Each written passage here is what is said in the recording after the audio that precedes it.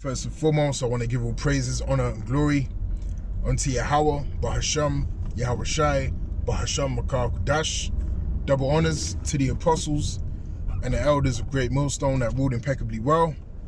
Shalom to the hopeful elect pushing his truth in sincerity throughout the four corners of the globe, in the sincere hopes of being delivered in these last days.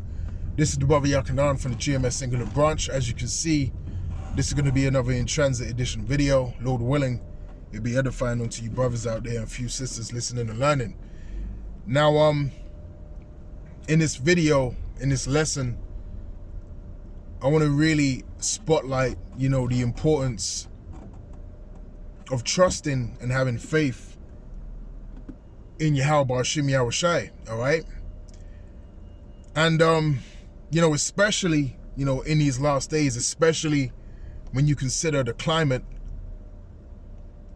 and the situation, that's being played out upon the face of the earth, okay? It's very important for us to trust and have faith in Yahweh Hashem Yahweh Shai and pray that our faith doesn't waver, all right, or doesn't flicker, in times of trials and tribulation and adversity, all right, because those tests are coming, all right, the tests are coming, all right.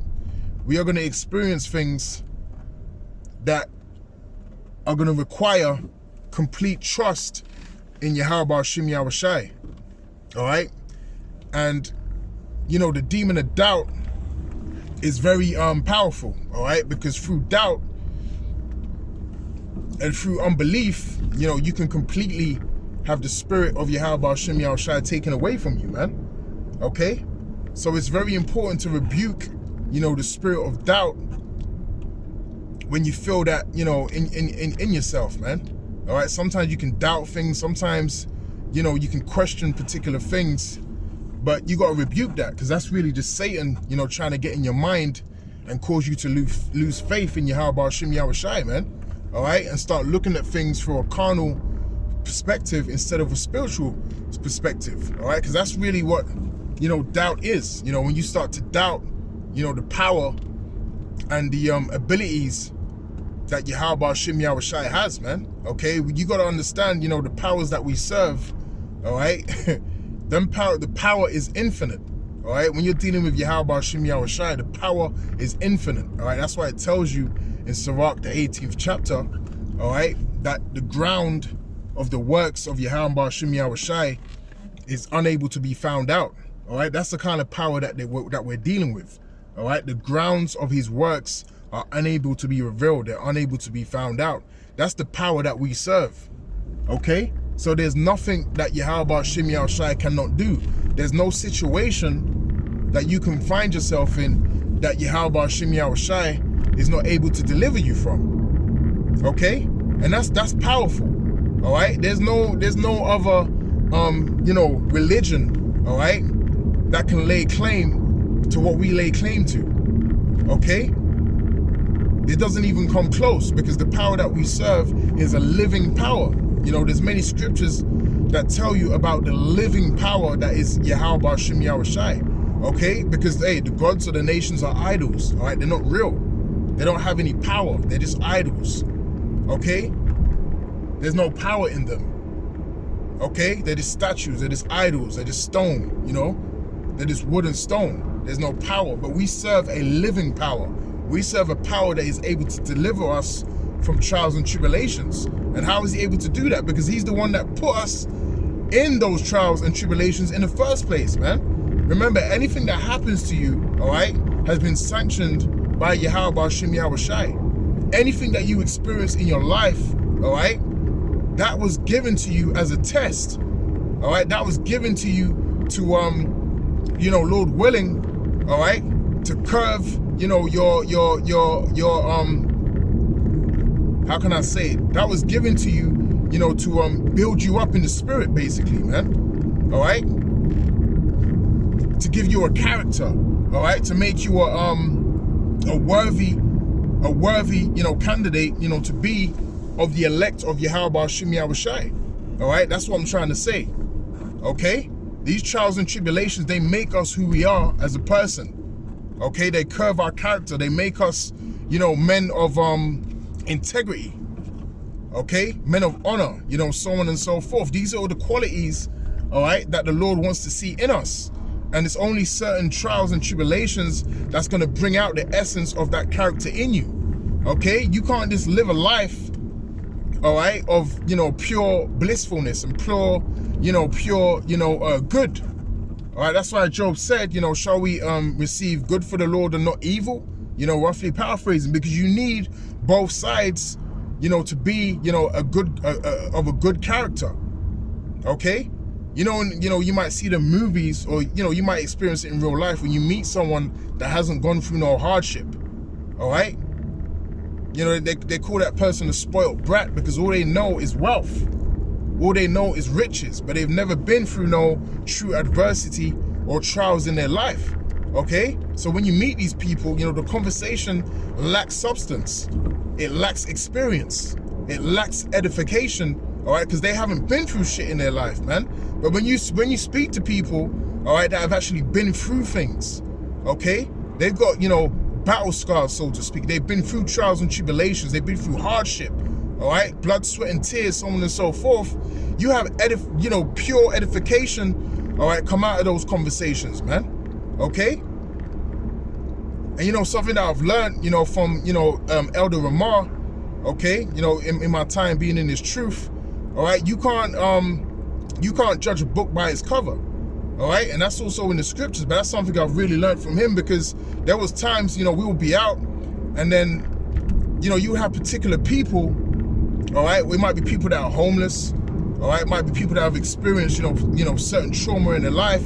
They will come up to us and they will just start talking, you know? And the Elder Ramar, he would actually give the time of day to these people, man, okay? And he would talk to them, and you'll get edifying conversations out of speaking to these people, because they've been through things, man, okay? They've been through hardships, and they'll spew it out to you, you know, because we have the light. We have the wisdom, knowledge, and understanding. So oftentimes you will get people drawn to that light. They don't know at the time why they're speaking to you, okay? But they're speaking to you because they can sense that sincerity in you, man. They can sense, you know, that light in you, and they want to be acquainted with that light. So they will start talking to you, you know, and it's happened, you know, many times since I've been in the faith, man. You know, since I've had this wisdom, knowledge, and understanding bestowed upon me. Okay, you get people come up to you, they'll spew their life out to you, they'll talk to you about certain things they feel comfortable to open up. But like I said, you know, I really experienced that on a heightened level, you know, when I was around, you know, the Elder Ramar. You know, you experience, you know, a lot of things like that, man. And it's heavy, okay? Because you really you start to find out how edifying, you know, conversations can be when you have it with people that are on a lower level in the world's eyes, you know? You know, you start experiencing certain things, and you start learning about people, man. You know, these are the kind of people that, you know, the world is going to fan their hand at. It's not going to give the time of day, you know, because they might look a certain way, all right? Or they might smell, you know, because they're homeless or live on the streets, okay? But you can't judge a book by its cover, because, hey, we could be in that same situation in these last days, man, all right? But, hey, we're still going to trust in Yahweh Hashem Yahweh Shai. All right, you might be homeless for a time. You might not have, you know, food to eat, for, you know, for a few days. But you know, sooner or later the Lord is going to come through. And we have great examples of that in the scriptures, man. Okay? We have great examples of that in the Holy Scriptures. So get ready for the miracles, man. You know, get ready for the miracles coming from Yahweh Hashem Yahweh Shai B'Hashem Kodesh, because they're coming. Okay? And you can't, you know, another thing that was on my mind, you can't overly prepare for the time that's to come, man. You got to trust in Yahweh Hashem Yahweh Shai, all right? Because you got these doomsday preppers, man. All right, they be buying, you know, 1,000 cans of baked beans. You know, they be getting unperishable food. They be stacking it up by the truckload. You know, they might even have a whole room just filled with unperishable food, all right? But that's not spiritual, okay? Because if you prepare to that extent, then are you really waiting for the miracles or the help of Yahweh Hashem Yahweh Shai? No, you're dependent on your own strength to save yourself, and you can't save yourself, man. Okay? Now you use wisdom. Of course, you know, you might buy a bag of rice, you might stock up on a few things, you might buy, you know, a few extra cans, you know, of food, you know, that has a longer shelf life, you know, so on and so forth. But you don't prepare to the point where, you know, you're actually a doomsday prepper. You know, because that's not the spirit that we're in. We're waiting to be delivered out of this society by Yahweh Ba'ashem Yahushai, not by ourselves, man. Okay, we're actually waiting for the manifestation of these miracles to take place upon the face of the earth. We're waiting for that, all right? And we have faith in Yahweh Ba'ashem Yahushai that he's going to do that for us, man. Okay, and that's what we have to always remember. Trust in Yahweh Ba'ashem Yahushai. Okay, you got to trust in the Lord. You can't overly prepare. You can't, you know, you got to walk by faith and not by sight. Okay, the scriptures say we have to walk by faith and not by sight, man, because you don't know what's going to happen. You don't know how it's all going to go down. Yeah, we know the end result, but you don't know the intricacies of how the Lord is going to play this thing out. Okay, because you might stack up. Something major might happen when you're away from the house. You know, you're away from, you know, where you dwell. And then you might not even go back to that place. But here it is, you know, you spent months upon months stacking up things in that place and you ain't even going to be there. You don't know how this is going to go down. You might be on the run, all right? You might be in a concentration camp. So how could you possibly, you know, prepare on that kind of level? You can't, okay? That's why you have to be spiritual, okay? And wait upon the Lord's salvation, man. Okay, don't we have, you know, accounts of, you know, great men of Yahweh Ba'ashem Yahushai, you know, being broken out of the prison by an angel? You think that's not going to happen again? Okay, you think that's not going to happen again? You think, you know, the men of the Lord are not going to be fed by sparrows again? All right, or, you know, whichever way the Lord chooses to do it, you know, in this time. Remember, Daniel 12, from the top and down, says that this is going to be a time like never before upon the face of the earth. All right, this is going to be a time like never before. Okay, so we're going to need miracles. We're going to need, you know, divine intervention from Yahweh Ba'ashem Yahushai, man. We're going to need that, you know. And so, like, if I sound, you know, all over the place, you know, but there's just been a lot on my mind and it's just all spewing out. You know, sometimes that happens, man. You know, it will just spew out in one video. You know, you have a whole load of things on your mind and then you want to say this and you want to say that. And you know, so, you know, Salakia, if it's not coming out, you know, in a particular way, but, you know, that's the spirit. You know, but you know, Lord willing, you know, it was edifying. And you know, till next time, you know, I'll say Shalom, man.